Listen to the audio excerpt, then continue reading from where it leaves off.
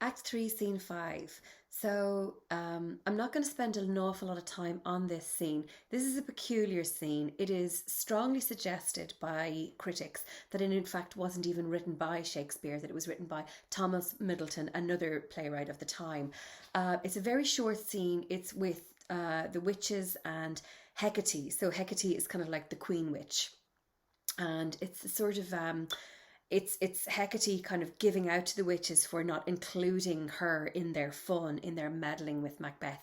And in a way, I suppose many critics kind of have a problem with it because it's an oversimplification of the witches. It sort of makes it sound a little bit like a Grimm's brother fairy tale rather than the actual evil kind of capability that they actually have. It's a kind of it's a difficult enough scene to sort of get behind, and in most modern plays you actually won't even see this scene, but of course it's in the play, so I want to read it.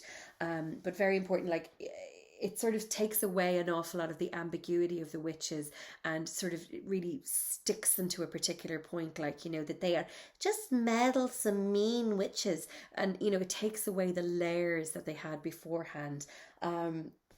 It kind of makes it a bit cute in a way, like, and it also takes away an awful lot of responsibility from Macbeth, because, you know, you're seeing here how the witches love to meddle with Macbeth, and maybe it takes away some of his own personal responsibility. So and also the writing's not as good. That's important to say. It's it's a very simple rhyming scheme, and while it is chanty and that can be very kind of uneasy to listen to, it just doesn't have the quality of the other scenes with the witches. So for all of those reasons, we tend to discount it, but of course it is in the play, so I wanted to read it out here. But I wouldn't necessarily be quoting from it in an essay. So it's a desolate place. Enter the three witches, meeting with their queen bee, Hecate. The first witch. Why, how now, Hecate? You look so angrily. So why do you look so angry at us? And Hecate says, have I not reason, bedlams as you are, hags as you are, saucy and overbold, that you did dare to trade in traffic with Macbeth in riddles and affairs of death? So have I not got reason to be annoyed with you? You've been trading and trafficking with Macbeth in riddles and affairs without me, basically. And I, the mistress of your charms, to close contriver of all harms, was never called to bear my part or show the glory of our art. So you never included me in your fun and the glory of our art. And which is worse, all you have done hath been but for a wayward son, spiteful and wrathful, who, as others do, love for his own ends and not for you. So you're involving yourself with this guy who only cares about himself, and he wouldn't give tuppence for you. So it's sort of just a bit too simple, really. Like, I mean, in actual fact, it's Macbeth who is, you know, led by the nose by these witches. So I don't know, the scene sort of seems to discredit the ferocity of the witches. Loves for his own ends and not for you. But make amends now, get you gone.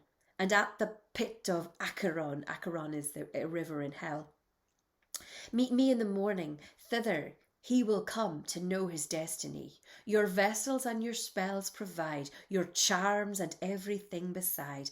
I am for the air this night I'll spend until unto a dismal and fatal end. Great business must be wrought ere noon upon the corner of the moon.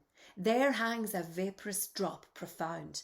I'll catch it ere it come to ground, and that distilled by magic slates shall raise such artificial sprites. So she's speaking in rhyme here, you know, like a typical witch's charm, but it hasn't got anything like the sinister kind of aspect that you saw when the witches met for the first time, and the hurly-burly, and, you know, when they were speaking about the ship captain who was going to be lost and tossed in Aleppo.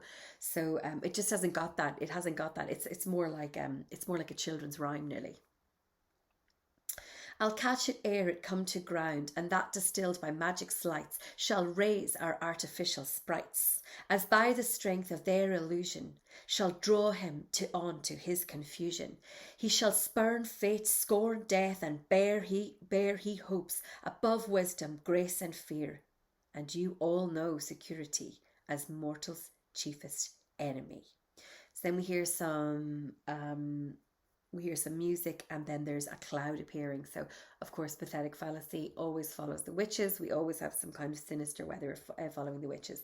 Hark, I am called, my little spirit see, sits in a foggy cloud and stays for me. And the spirits are heard to be singing inside. And the first witch says, come, let's make haste. She'll soon be back again. So what is important there, though, is she mentions that Macbeth is coming to interview the witches and to question them. So that is important. But as I say, not a terribly important scene for the play. And as I say, many productions actually opt to leave it out.